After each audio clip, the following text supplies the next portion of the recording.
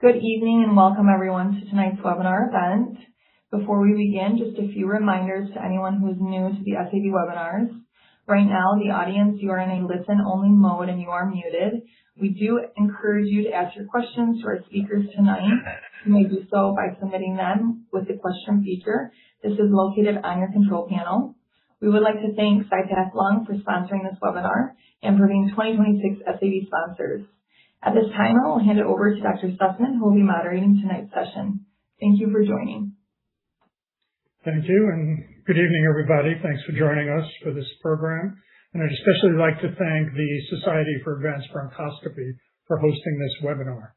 We're very lucky today. We have an excellent multidisciplinary panel, including an interventional pulmonologist, a thoracic surgeon, and an oncologist, who are really at the forefront of diagnosis and treatment of lung cancer. My name is Robert Sussman. I'll be your moderator for today's program. I practiced pulmonary for 37 years at Atlantic Health System in Summit, New Jersey. I recently retired from clinical practice. During my time in practice, I also was the medical director of the Atlantic Health System Pulmonary Clinical Research Center. That's where I first became aware and involved with CyPath lung testing, which is what we're here to talk about today. I was a principal investigator in several of their trials and a co-author on two of their papers. Tonight we'll discuss how this non-invasive test can really be used to help stratify indeterminate lung nodules. You'll hear how this test can be used to give you greater precision in risk stratification and diagnosis. Let me just ask the panel to introduce themselves and their practices. Dr. Gouda, we'll start with you. You're an interventional pulmonologist. You've had a lot of experience with diagnosis of lung cancer. Why don't you tell us a little bit about yourself and your practice? Thank you so much, Dr. Sussman, and honestly, the Society for allowing me this opportunity to speak.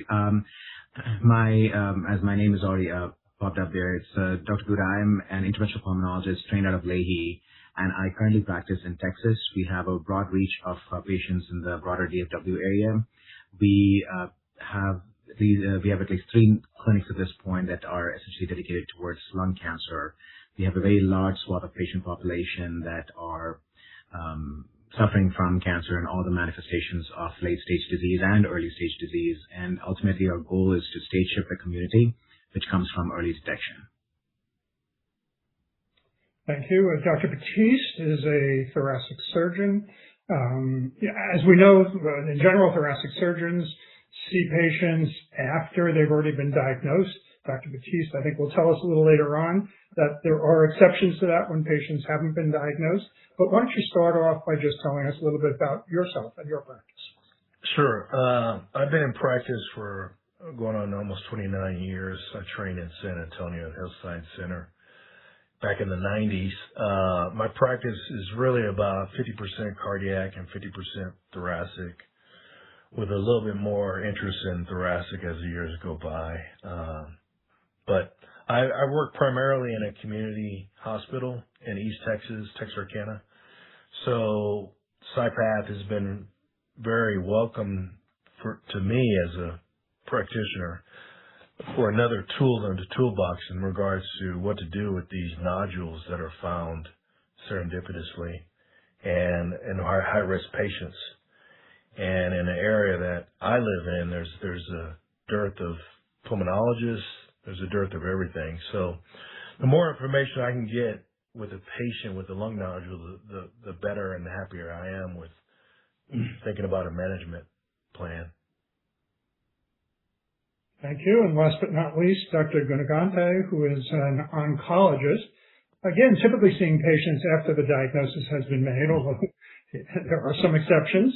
Why don't you tell us a little bit about yourself and your practice? Thank you very much for the Society and Dr. Sussman to be part of this panel. I'm a medical oncologist with a special interest in lung cancer, and I've been in practice for 21 years with Texas Oncology, which is a very big group in Texas, and recently launched a incidental nodule clinic as well as low-dose CT scan project with local 5-hospital group and also With Texas Oncology, we have scanners every clinic. We are doing more benign hematology, trying to do low-dose CT scan for high-risk patients. Thank you. So, as we all know, things are rapidly changing in the field of lung cancer diagnosis as well as treatment. And I think everybody on today's program knows that better than anyone. And I'm going to date myself now, but when I started in practice, and especially when I trained, we didn't have a problem with lung nodules. They really weren't an issue for us. And the reason was, in 1985, when I started my fellowship, we didn't really do CT scans. They existed. They were used for neurologic purposes. They're starting to be used for belly. But to convince the radiologist, and at the time, the head of CT radiology at Bellevue was Dave Nadich, who many of you may know, one of the world's experts on lung nodules and CT scans. We'd have to beg him to get a CT scan. So we really dealt with lung masses back then and not lung nodules. But as you all know, things have changed. It took another decade or two until we had PET scans, longer than that until we had low-dose screening CT scans. But now you guys have all kinds of new technology, robotic bronchoscopy, and you can go after smaller and smaller nodules. And, if you look back, even as far back as 2022, there's a paper that said estimated 1.6 million nodules in this country each year. And that number is going up. It's going up astronomically. And the challenge here is, how do we risk stratify? How do we know which nodules require intervention and which nodules just require watching?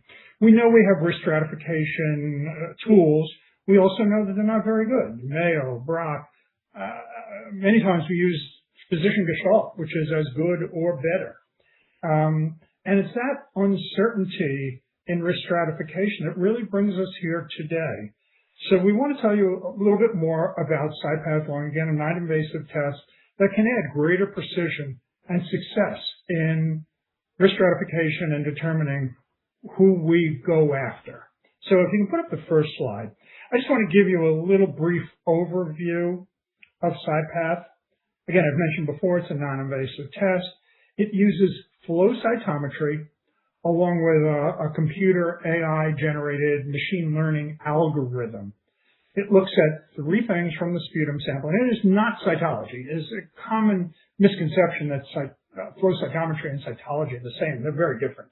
But it looks at three things, really. It looks at, it does porphyrin staining to look at cancer cells and cancer-related cells. It uses antibodies to identify cells in the microenvironment, because we know that the microenvironment is very important, especially in the early pathogenesis of lung cancer. And it looks at apoptotic populations. And by looking at those three, again, using machine learning AI, it comes up with what is really a binary result, either likely lung cancer or unlikely lung cancer. And I should mention that this is a test that's done in the patient's home. They collect sputum using an a cappella valve to induce sputum. Almost all patients that we screen can produce sputum. There is an online coach if they need it, and most will utilize that in order to effectively use the a cappella valve and produce sputum. And then they FedEx it directly from their house to the lab.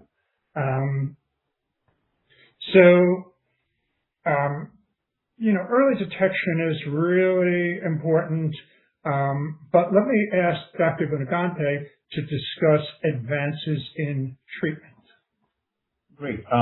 So traditionally, what lung cancers we used to see out of 250,000 lung cancers diagnosed each year, lung cancer is the highest killer of all cancers, like 150,000 deaths per year, which is combined deaths from top other three cancers: breast cancer, colon cancer, and prostate cancer. So the biggest killer of all cancers is lung cancer. And most of them were getting diagnosed, 3/4 of these cases were diagnosed at stage 3 advanced or stage 4. Now, with the low-dose CT scan, indolent incidental nodule programs, we are diagnosing early on. And we also made a big difference in lung cancer. Before, we used to say, okay, even if I diagnose them early, can I cure them or make them live longer? Now we have some chemoimmunotherapies we use for stage 2, 1B, 2, and 3 stages, where when we use chemotherapy and immunotherapy, there's a complete disappearance of cancer in 25% of patients. What we call a complete pathological response. When the surgeon goes in, there's no evidence of cancer in 1 in 4 patients of stage 1 to 3 when we give chemoimmunotherapy for 4 cycles and then surgery followed by immunotherapy. So these are the big advances in. Before, we never had, 5 years before, we didn't have great treatment. If you still treat early, we were doing chemoradiation, we were doing chemotherapy, and then still the cancer is still there. We were not curing so many people. Now we are able to cure people at an earlier diagnosis of cancer. So the onus is we need to have better tools to diagnose them early. That's when the low-dose CT scan approval came, which was the biggest thing screener. We are not screening them as much as we need to. Mammograms is like 60-70%, colonoscopy is like 45-55%. And I heard the last number, lung screening is around like teens. So we needed to get a better job. And then in oncology, we also have risk stratification. So everybody goes on with a clinical suspicion, but nobody's using a genomic suspicion. So clinical suspicion we have been doing in oncology forever. If I see a cancer, size matters, shape matters, lymph node status matters. That's all clinical. But where do we come in the genomic signal? We have done so many advances in oncology looking at the genomic signature, whether I should treat or not treat, whether I should give more treatment or less treatment. That has translated with CyPath now, where we are applying a genomic signature to tell whether the nodule is malignant versus not. So this is a non-invasive test. I think we really in oncology like this because we can diagnose them, find the cancers early, stage them early, and then probably cure them early. Well, that is certainly the goal. Thank you. If we could just go back to the last slide for a minute. I actually forgot to, I apologize, I forgot to address it when I spoke a minute ago. I had the slide out, but let me just, I think it's very important that we take a look at that, because I mentioned this as a test that helps you risk stratify, but I think it's important that you see the outcome of the clinical trials on this test. And we're looking specifically here at lung nodules less than 20 millimeters in size, which is really what you're interested in. Lung nodules 3 and 4 centimeters, we're going to biopsy no matter what, but it's the small nodules. So sensitivity, 92%, specificity, 87%, accuracy, 88%, area under the curve, a really very important number, often not looked at that much, but a very important number, 94%. Negative predictive value, 99%, which is excellent for a screening test. Positive predictive value, 44%. Okay, so next I'd like to go to Dr. Gouda. I mentioned earlier about the number of lung nodules. They're estimated 1.6 million, but going up, and it's going to go up astronomically. We'll have 2 million, 3 million in the very near future. Combination of aging population, more uptake of low-dose CT screening, more CT scans for every reason, especially calcium-scoring CT scans, which is where we pick up a lot of our lung nodules, and data mining of EMRs, which are picking up a lot of lung nodules. So that's just increasing the burden on pulmonologist practices, especially advanced bronchoscopists and interventional pulmonologists. So Dr. Good, I'd like you to address some of those challenges in the context of your practice. You have actually summarized a lot of what's happening in the current day. Patient walks into the ER, the patient gets a CT scan, and usually it's an abnormal CT, if not a CT scan of the chest. Patient goes to the primary care physician, the patient is getting a CT scan of the chest. I think a lot of that has to do with increased awareness, which is a good thing, because like Dr. Gunakanti said, we want to catch cancer early, we're going for cure, right? And the work that the doctors like Dr. Baptiste and all the other CT surgeons around the community are doing is they're going to do surgical resection because you're going for cure. The idea that you want to capture cancers early is in the minds of every single advanced bronchoscopist and interventional pulmonologist that's here. You're performing robotic bronchoscopies, you're performing EBUS, you're staying in the mediastinum, you have a CT scan that tells you the size, whatever it may be, And as Dr. Gunagandhi has said, you have clinical staging, but a lot of it is coming from an increased amount of awareness that is being caught by knowledgeable ED physicians, knowledgeable lung nodule programs around the country, increased awareness of lung nodule navigators and coordinators, increased presence of a lot of these optimized AI platforms that are able to pick out the report and say, hey, nodule, lung, send them to a navigator of that sort. And then general awareness of pulmonologists and primary care physicians that are seeing nodules. So there's a lot of awareness.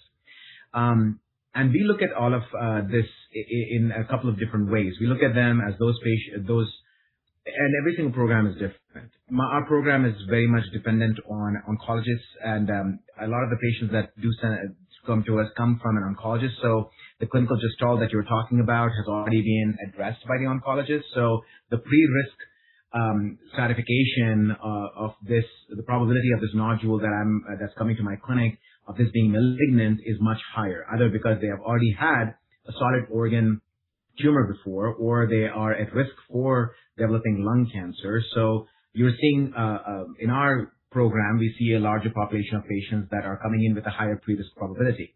And then you have those clinics where you are living in a very large area of like fungal infections, or you have a lot more granulomatous disease. And then you're seeing a lot of what I would like to call a term as junk nodules. Trademark's still pending, but trying to figure out like those nodules that are present today are gone tomorrow, and day after tomorrow they're going to be back again. How do you approach those nodules in patients that are smokers, in patients that have a high, probably a high Mayo risk probability? How do you approach those patients? So as increased awareness, increased automation of capture of nodules, increased conversation amongst ED physicians and hospitals and oncologists, offices are undertaken. And when you have a large swath of area where you have a lot of these patients being sent to pulmonologists, I'm never going to say no to a patient that's coming in with a nodule, because if this is early stage cancer, well, we have caught it, we have treated it, and the patient's now cured, right? And like Dr. Gunagandhi said, the mortality associated with lung cancer that is at later stages, that is unable to get cured, is very high. So I'm not going to say no to a nodule, but having a platform that can help me risk stratify them, especially in those that have already had some degree of solid organ tumor that has also been cured, or is an active cancer, like that really is helpful in, one, convincing myself that I need to perform this biopsy, and two, convincing the patient, hey, this, even though it's a small nodule, it's important that we pursue this and perform a biopsy. The advent of access is another thing that we need to consider, because at the time of the Fleischner criteria and every other criteria that we look at, which are the actionable nodules, the term actionable nodule gets thrown around quite a bit. It changes from practice to practice. Some individuals are comfortable going after nodules that are 2 centimeters and above. Others are more comfortable with nodules that are 6 millimeters and above. In our practice, we look at everything that is all the nodules as they come. We talk about them, we discuss them, we have a tumor board, and we go forward with pursuing biopsy. Access to those nodules is something that we have to also consider. Access to tools to perform biopsies is something we need to consider as well. And when we look at practices that may not have the latest and greatest, or may not have a provider that can go after some of these more complex or these smaller nodules, having risk stratification tools will help them understand, hey, this is a patient that probably needs to go to a center that can actually perform this, or actually, even though it's a 2 centimeter lesion, I'm not as worried about it because I can risk stratify them down. I can just pursue with a CT scan every 3 to 6 months and see if it grows, and look at other parameters for helping identify risk stratification. So these are all things that kind of go into appropriately risk stratifying all the nodules that come through your clinic. However, in my personal clinic, because I see a larger amount of patients coming from oncology, my oncologists, like Dr. Gunagandhi will agree, want tissue, because that's where the issue is. So I will pursue a biopsy, but if I am less suspicious, then I need risk stratification. I need to convince my oncologists, hey, I don't think this is something that we need to pursue right now. I need to be able to identify something that gives me a good negative predictive value test. And this is one of those that actually does that. Thank you. I just want to ask you one question, have you addressed one issue. You mentioned lung cancer or other solid tumors. Just for the benefit of our audience, can you explain why you mentioned other solid tumors? Right, because a lot of the tests that are there out in the community right now for risk stratification, they exclude patients that already have other solid tumors. And this was one of the few tests that they actually included those patient populations to see if there is any degree of negative predictive value in the results. And this is actually even if the patient already has other solid tumors at a history, or they're having some degree of active cancer, but it's in a smaller containment, at a lower stage, you can still run the specific test for you to assess if and see the negative predictive value is still comparable, whether they have a history of solid organ tumors or if they don't. So it does not exclude them compared to some of the other tests that are there in the community. Yeah, and taking that even one step further, this test will actually pick up nodules in the lung that are metastatic disease. It will pick those up. It is not specific for lung cancer. It is telling you if there is cancer in the lung or not cancer in the lung. So it can be used either way. If your suspicion is this is not lung cancer, this is metastatic, or that's what you're asked to work up, it's still a very useful test. Okay, let's move on. Dr. Batiste, tell us a little bit about how this changing landscape is affecting your practice. Yeah, so 2 years ago, Dr. Gordon Downey, the pulmonologist who was one of my referring pulmonologists in Mount Pleasant. Mount Pleasant is about an hour and a half away from Dallas. And this whole area, this corridor of Texarkana, we're about 2 hours away from Dallas and 2.5 hours from Little Rock. So we're kind of in a desert as far as medicine is concerned, and having a lot of clinicians. We don't have enough pulmonologists. So I'm sort of at a loss for trying to deal with patients that come to me in my lung nodule clinic what to do with, because most patients, as you guys know, they find out they got a spot in their lung, they want it out. They're scared they have lung cancer, and if it's lung cancer, it's probably early, so let's get it out. So my job is to reassure them that most of the time, the vast majority of those spots are going to be negative, and let's just kind of hold the horses, and I have to police myself. So CyPath has been very helpful, and I like the binary options as far as the test result. It's either likely or non-likely. There's no in between. So it's very helpful for me for that extra objective data to talk to patients and have a real informed decision on what to do with that 0.8 centimeter or 1.1 centimeter lung nodule. And it's very helpful for patients to have that type of closure as far as objective data to talk about where to move forward. So in an area where there's not as many people to do navigational bronchs, we're starting to use ion, we're starting to use Cytolux, but there's all these toys. But right now, this is a paradigm that's different than all others. I kind of think of it as a Cologuard for colon cancer, in which patients give a sample at home. It's convenient, it's easy, it's private. This is very similar in that regard, and I think it's going to really be very helpful and have a niche for a lot of these patients that want to do something quickly and have some confirmation. And the negative predictive value is very, very key. I think Dr. Sussman, you really highlighted that important piece of data. Yeah, certainly for a screening test, that's what you want. Now, I know you made a very good point, Dr. Batiste, that, there are lots of places in the country where there's no availability of advanced bronchoscopic techniques. But I think even when there are, we know there are some cases that just can't be diagnosed, and you're still, I know I did, and I'm sure many people on this webinar have patients that they sometimes have to refer to a thoracic surgeon with a high suspicion but no tissue diagnosis. And I think you have a few cases, especially one that you want to highlight in that regard. Yeah, it's not a failure to refer to a thoracic surgeon. Let me state that emphatically right now. If we could have the next slide. We have the next slide.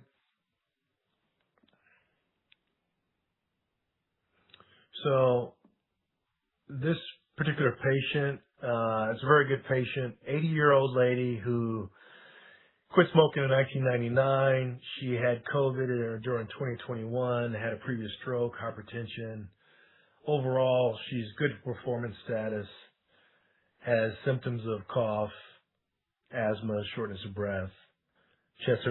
Her initial chest x-ray showed a lobulated opacity in the right lower lobe that Dr. Downey took notice of and followed very closely.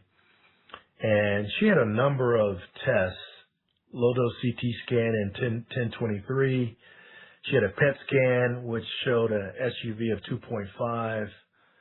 The lung probability was calculated as 15.9%. And she requested to be followed closely, and she had a repeat low-dose CT scan, which showed no changes in the right lower lobe nodule. However, in 2025, there were some changes in the right lower lobe nodule, and that was concerning with Dr. Downey. And at that time, he performed a blood serum marker, a notified test that showed a reduced risk. Her Brock score was 15.9%. Bronchoscopy at that time really didn't show any suspicious activity for malignancy. And in addition, she had a second bronchoscopy about 5 to 6 months later, which again showed no suspicious cells. So he performed a CyPath lung study, and it was likely malignancy. So he had a long talk with the patient, and she elected to have an excisional biopsy, for which we did a robotic resection in 2025 of June and showed a early stage neuroendocrine tumor. So I think this case really kind of swung the pendulum to surgery pretty convincingly after the CyPath study test. And I think that was extremely helpful in that regard. Very good. Thank you. Dr. Gunagante, as an oncologist, you will typically be seeing patients after they've been diagnosed, maybe after they've had surgery, or maybe the non-surgical candidates. I do understand that you're also involved to some extent with lung cancer screening. How has the use of CyPath impacted your practice? Oh, definitely. As I was mentioning before, look at Paula from January 2024 to 2025.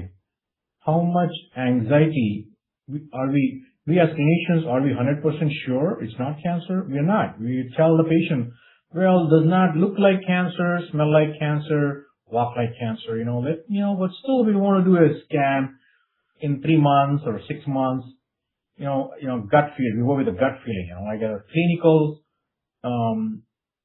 information we have.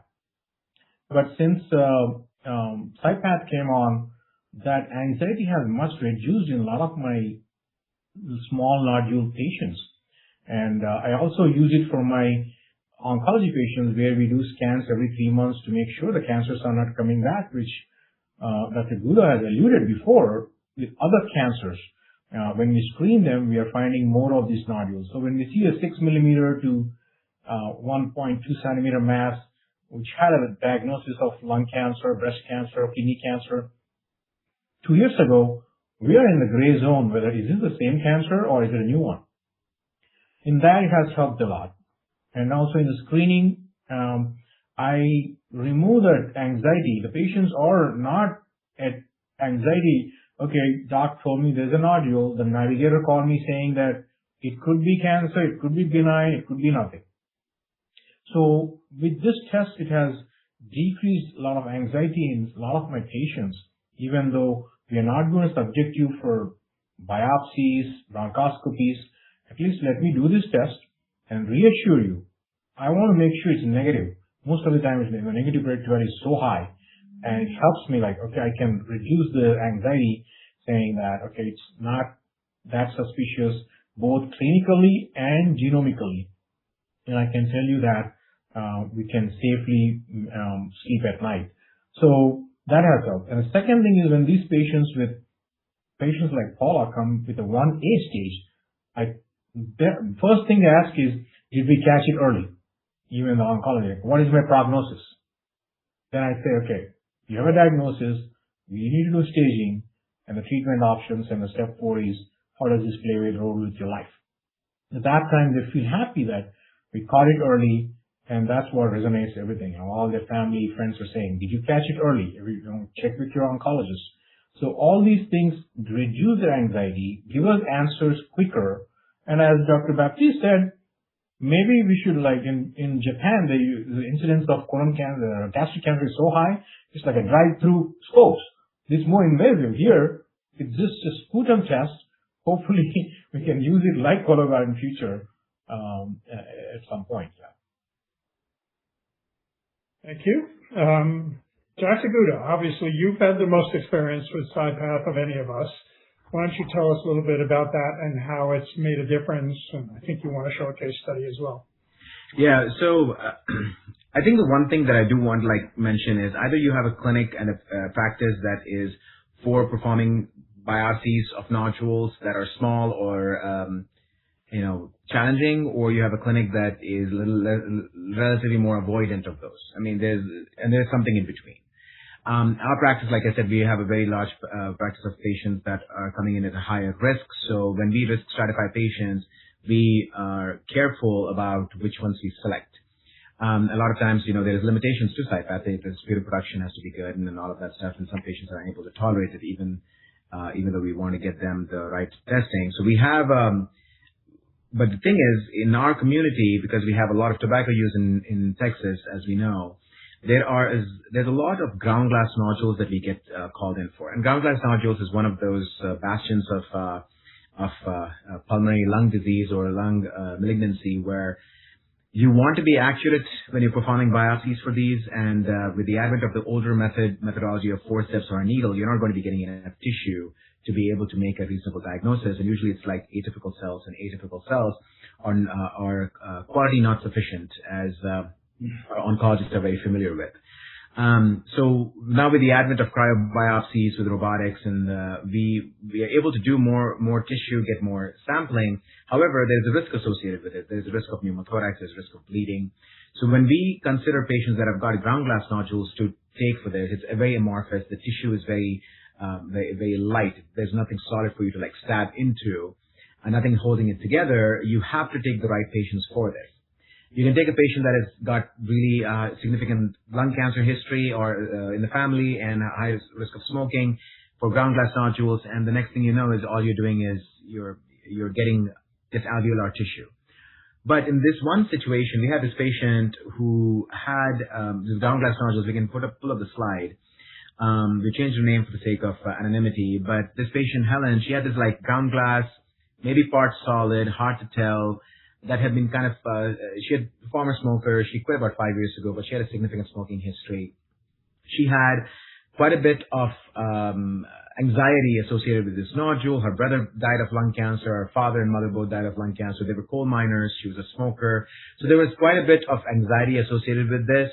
And this was one of the initial times when CyPath had just started making its way into the community. And I was a skeptic, which is a good thing to be when you have new technology coming in.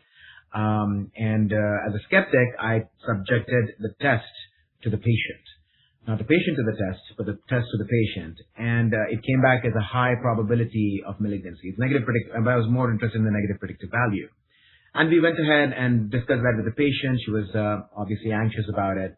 So we went ahead and performed the biopsy, and it came back as adenocarcinoma, and she ended up going for a lobectomy of the right upper lobe, and then lo and behold, she's thus far cancer-free. And when it came back to the community and we were talking about it in tumor board, the question obviously the radiologists were like, what is different about this compared to every other ground glass that we have discussed in tumor board that you decided to perform the biopsy on this? And what we found out is the difference is just CyPath. So here where you have the higher probability of likely malignant on the testing, that is the only thing that gave us the answer for us to pursue biopsy here. And lo and behold, we have a patient that essentially at this point, thus far, is cured of lung cancer. So that is some of the ways in which this has been able to help justify performing biopsies on patients that are coming in with less than amorphous nodules per se in our practice. But to reflect back on the cases that have already been discussed, Dr. Baptiste would probably have taken that patient based on the pulmonologist saying, hey, listen, I'm really suspicious about this nodule. I want you to take this nodule out because there's a high risk, but she's also 80 years old. So you're trying to risk stratify a patient that has got some other comorbidities. This really is helpful in those situations for sure. Thank you. Before we move on, I just want to remind everybody, you can ask questions in the chat. We'll be happy to answer any questions you have. So far, there have been none. Now, I want to take a little bit different approach. We've seen a couple of cases already and heard about cases where CyPath lung was used to help diagnose early stage 1A lung cancers, obviously our goal to do so. But it also can be useful, as we've talked about, very useful for its negative predictive value and taking cases where we otherwise may have biopsied and being able to use this test with its very high negative predictive value to hold off on biopsy. So if I go to the next slide, this is a case, it's not my case, it's a case of another pulmonologist next county over from me in New Jersey, Dr. Diane Nadaraja. This was a patient that he saw, 70-year-old woman, big-time smoker, 50 pack years, actually still smoking at the time he saw her. High risk for lung cancer, obviously based on her smoking, also had significant emphysema, as we know, another risk factor, actually independent risk factor that further increases the risk of lung cancer, but at the same time increases the risk of complications when we attempt to biopsy these patients. So he did the usual initial workup, CT scan, as you see on the top left, with a lung nodule, PET scan that was positive, mildly positive. Risk stratification using currently available techniques. Mayo was 91.3, others were anywhere from 50 to 90. So for all intents and purposes, this is all lung cancer. New nodule, PET scan positive, risk stratification predictors said this was lung cancer, but he also was using his clinical gestalt. Something didn't seem right. This patient presented with really new onset cough and sputum, no fever, no other obvious indicators of infection. But he was concerned. He was concerned about doing the biopsy, high-risk patient with significant emphysema. So he used CyPath lung, which came back low likelihood of malignancy. As a result, he opted to wait 3 months, repeat the CT scan, and that's the CT scan on the bottom, complete resolution of the nodule. So again, negative predictive value is very strong with this test, and it can be used in some cases to reassure patients, even when you know that this is, I think Dr. Guda's term was a junk nodule. Patients are very concerned. They've been sent to you because of suspicion of lung cancer. Sometimes it's helpful just to have another piece of data besides you telling them, you know, this is very unlikely to be a lung cancer, but I can do this test which has as we know, a very high negative predictive value, and when it is negative, confirming our suspicions, it also helps reassure patients that waiting is okay. All right, in the time that's left, because I still see no questions at all, I think we'll move on to the future. You know, where are we going with this? We know that the numbers of lung nodules are increasing. I mentioned that already, 2 to 3 million, if not already, certainly in the near future. Risk stratification is key. Biomarkers are going to play an ever-increasing role with non-invasive testing, as with CyPath. Dr. Guda, why don't you tell us where you think things are going over the next few years? The future is a little bit hard to predict, to be honest, Dr. Sussman. But in the world of lung nodules, I think, like I said, I think people fall into 2 categories. Either you are a clinic that is getting a lot of good nodules that are early risk cancers, that you want to perform biopsies on them, and you want to rule out the ones that you don't need to perform biopsies on, or you are a clinic that sees a lot of nodules that are essentially coming from the community that are junk nodules, or as I have mentioned them, or you're like, I'm not sure if I should be performing a biopsy on every single one of these because these could be granulomas and so on and so forth. And I think the future is a little bit more, in a sense, it comes down to the kind of practice that you have. In our practice, we talk about risk stratification on every single one of the patients, and not necessarily just figure out which ones we don't want to perform biopsies on, but for those that are coming in with solid tumor history or those that are coming in with a nodule that doesn't fit every single box, would you consider performing a biopsy on this? So in the future, I think a lot of that is going to come from primary care physicians. They're saying, hey, listen, this is the data. I already have a CT scan because that's one piece of data. And then here's a second piece of data that says that you should be performing a biopsy on this. So you've already done a lot of the clinical gestalt and the work on the back end of it before the patient is getting sent to some of our advanced bronchoscopists or interventional pulmonologists, or CT-guided biopsy, depending on what's available in your resource pool, to get tissue. I think that is, from an investigative standpoint, from a procedural standpoint, I think that's probably where it's going to go. Okay, thank you. And we have some questions. So the first one is going to go to Dr. Baptiste. I think you can see it in your chat, Dr. Baptiste, but I'm going to read it for everyone. In your experience, when performing wedge resections for indeterminate lung nodules, what percentage ultimately proved to be stage 1 lung cancers on pathology? You're muted. I would say just over 50% are stage 1. Because I tend not to, like most surgeons, we try to go in the OR with a PET scan with adequate clinical information to stage this patient clinically. I hate nothing more than to find a patient that has locally advanced disease unexpectedly. That's a real downer. And but the vast majority, I think the majority of people have stage 1 lung cancer. When I deal with these nodules that are 0.8 to 1.5 centimeters and PET scan negative as far as the mediastinum, I think that this test is going to be very important. I kind of look at it in the sense the way we looked at breast cancer in the 80s and early 90s. When breast cancer became a local disease and they needed neoadjuvant chemotherapy and radiation. And when patients got operated on, ultimately had a modified radical or lumpectomy, sometimes there was no tumor to be found. And my hope is that lung cancer is going to kind of go the same way with neoadjuvant therapy in patients with stage 1 lung cancer. I think that's where we need to go, and I think that's where we're going to be found ultimately. But I think that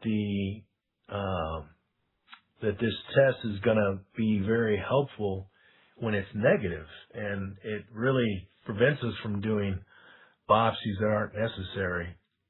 I hate doing lung biopsies that are granulomas or they're fibrous tissue or they're just negative. They're junk nodules, as Dr. Gouda says. I like that term, junk nodules. I really, really think that a negative predictive value is going to be very helpful in not having patients go through unwarranted biopsies.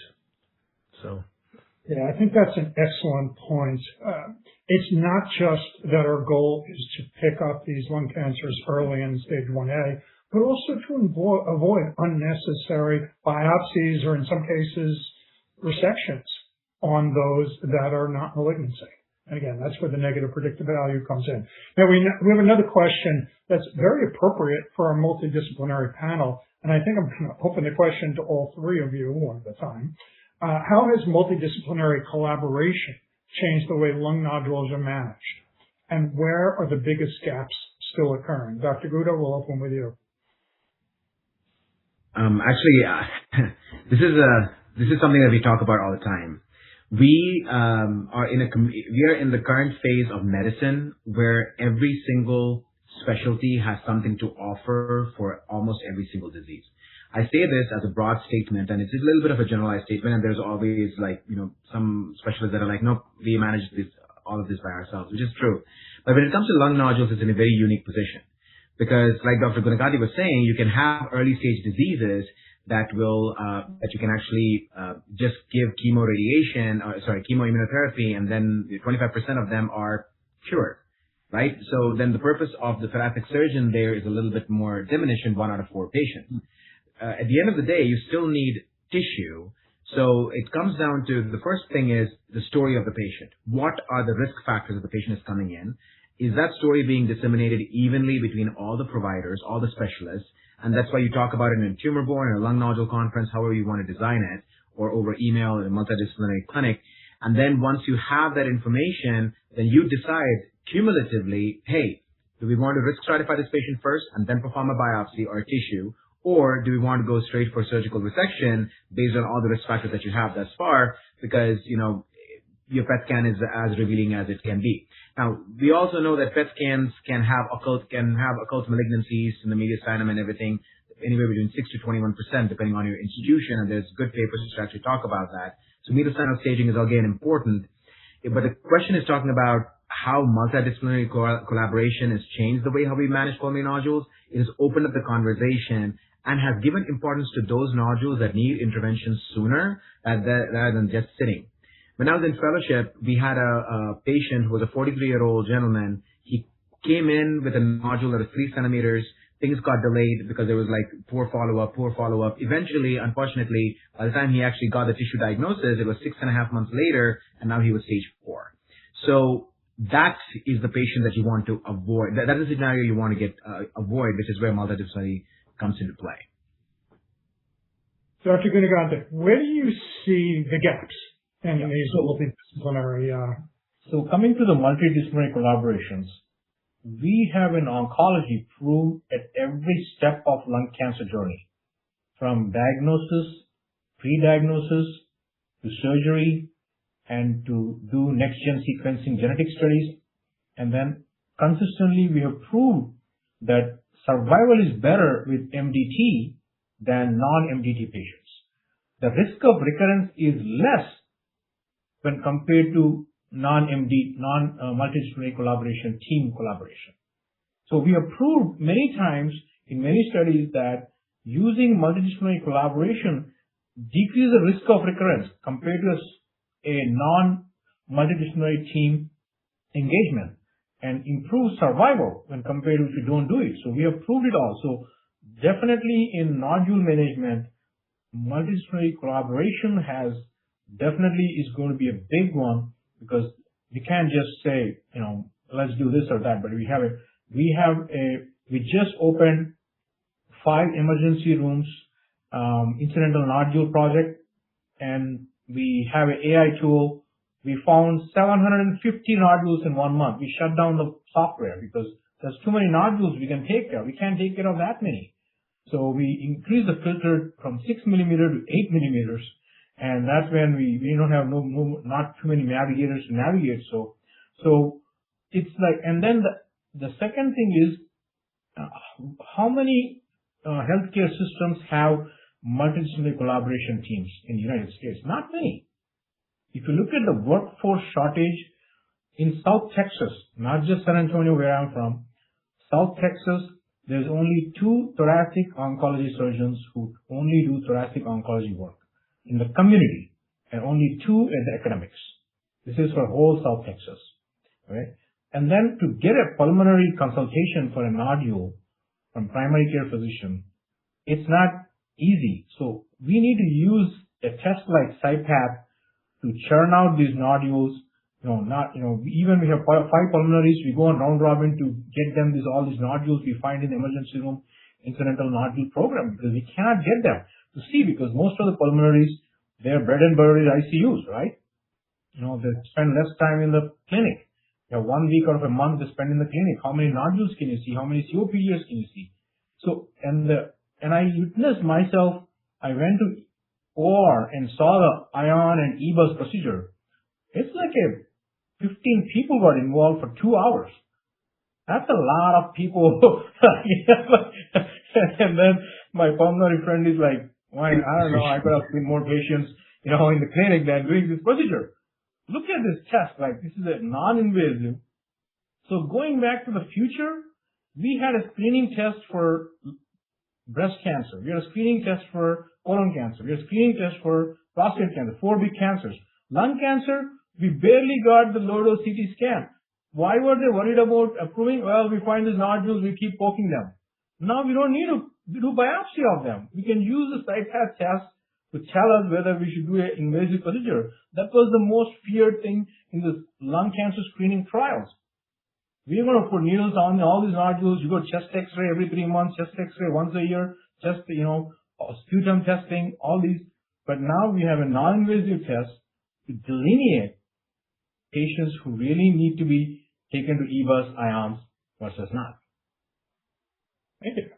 Dr. Baptiste, now before I open this question to you, we have several more very good questions, so I'm going to limit you to about 30 seconds. Gaps, in your case, other than the gap of not having enough pulmonologists in the area, any gaps with multiple disciplinary teams that impact you? No, I have a low threshold for involving my tumor board in some of these discussions with lung nodules. I think the CyPath, the benefit of it is it's less top heavy. Ion and navigational bronchs, as Dr. Gunakati mentioned, they're productions, and they take an hour, 2 hours. They take up OR space. So CyPath you get none of that. That's straight from the source. And it really is going to cover a lot of gaps that we aren't able to cover. There's just so many of us. Physician extenders, pulmonologists, interventionalists, CT surgeons, there's only so many of us. So if you have one more objective data that's collected from a home specimen, how can you deny that? It's going to be very important. All right, Dr. Gouda, the next 2 questions will combine. They're both going to you. How would CyPath fit into your algorithm when you have an indeterminate, slowly growing nodule that falls between low risk and high risk? Where would you place CyPath in terms of surveillance, PET scan, or the biomarkers? And the next question, very similar, how would you see a non-invasive tool like CyPath fitting into an evolving standard of care for indeterminate nodules? So I think it's the same question, really. It's essentially utilizing a risk stratification platform. The really good questions. I'm glad this is a thinking mind that's asking this question. A lot of times we do see a lot of indeterminate, and that's why I said it depends on the kind of practice that you have. If your practice is predominantly being fed by oncologists, they need tissue. If it's predominantly being fed by the community, apart from the oncologist, then you're getting a lot of junk nodules, right? So these indeterminate nodules is the right place for you to use a risk stratification tool. Irrespective of the tool you use, and if the patient is able to bring up enough sputum for CyPath to actually be effective, then you are going to be able to get meaningful information to tell you this indeterminate nodule is actually very low risk. I really do not need to be worried about doing a CT scan every 3 months. I can push them out to 6 to 12. This indeterminate nodule is very likely malignancy, so let me set them up for a biopsy depending on what access to resources you actually have.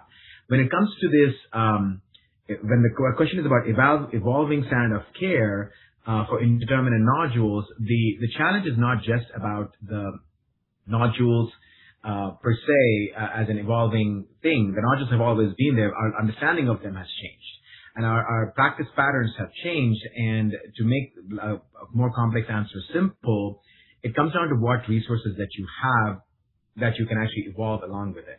If you are in a large institution that is able to spend the money to get your robotics and create a production, 2 hours is a long time for a robotic bronchoscopy, but that's a separate conversation altogether.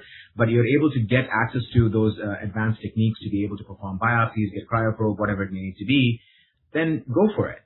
If you are in a community that doesn't have that access, you're limited by OR time, for whatever reason, then you are kind of stuck in risk stratification. You're putting the patient through a CyPath testing. Initially, if it's like less likely, but they grow in the next CT scan, repeat the test.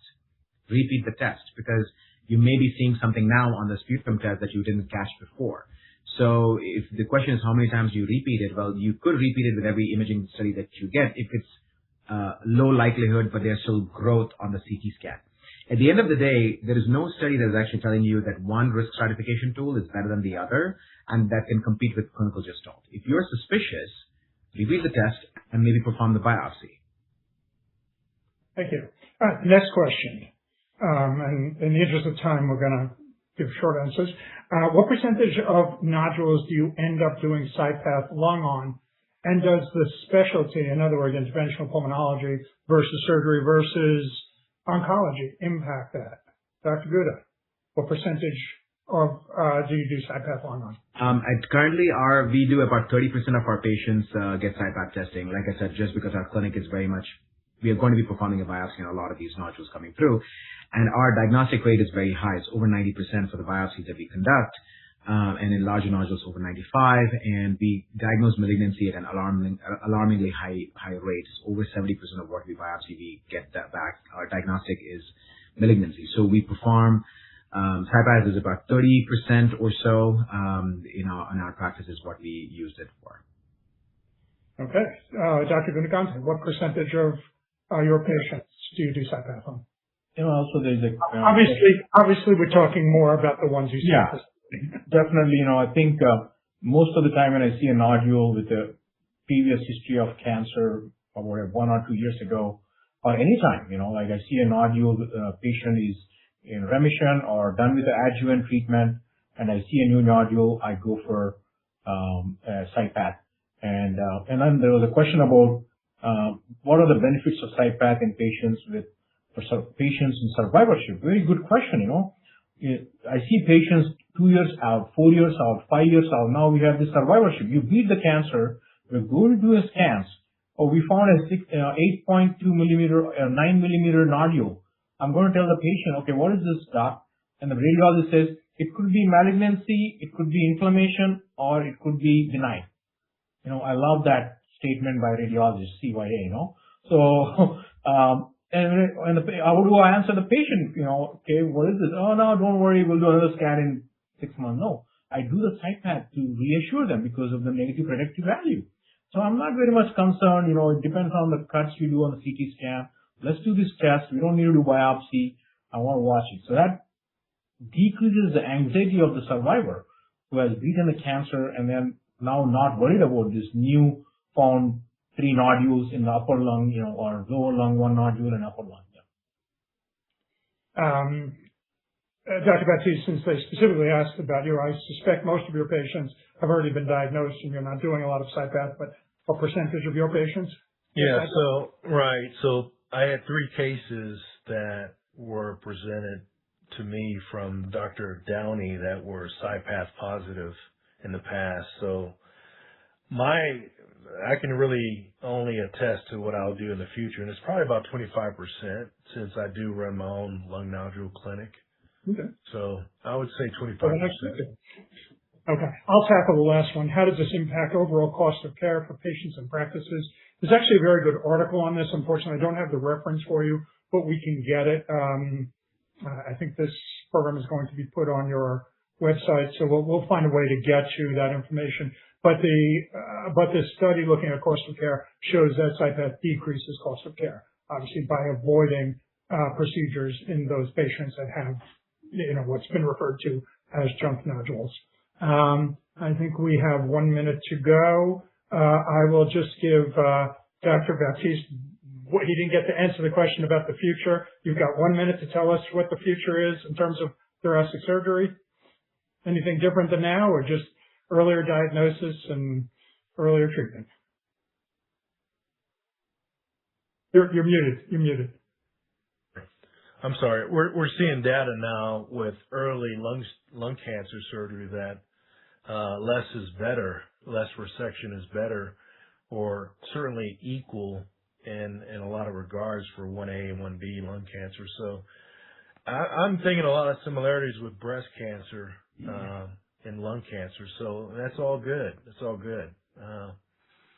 I'm very excited. Yeah. So I think the genomic, last to finish up, we have been using genomic markers in stage 4 lung cancer. We used to say adenocarcinoma squam a few years ago. Now we are not doing that. We divide the lung cancer into 11 buckets. Same thing, we drag it to stage 3 and stage 2. In stage 1A, we don't need adjuvant chemo, but we can risk stratify by genetic information who needs adjuvant, who is at high risk of recurrence or low risk of recurrence, not paint a picture, a brush with the same brush saying, oh, all stage 1As are same, let's see if they recur or not. So now we're translating it to a nodule level from stage 4, now the nodule backwards using genetic information than the clinical information. Okay, and our time is up, so I'd like to thank our panel, first of all. I'd like to thank everybody for attending, and again, thank the Society for Advanced Bronchoscopy. Good night, everybody. Thank you, everyone, for joining this webinar. Thanks to CyPath as well for sponsoring an excellent, informative discussion we had. This webinar will be posted to the SAB YouTube channel in a few days, so if you would like to review, you may do so then. Thank you.